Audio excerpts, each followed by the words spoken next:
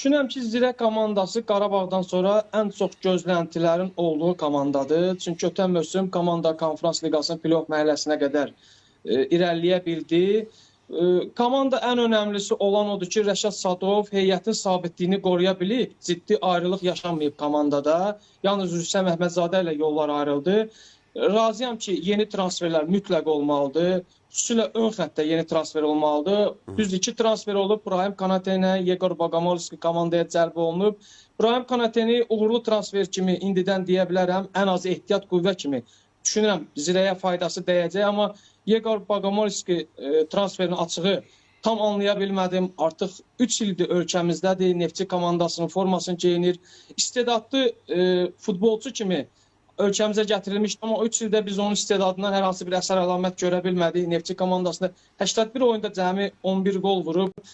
Düşünürəm ki, o qədər də uğurlu transfer deyil.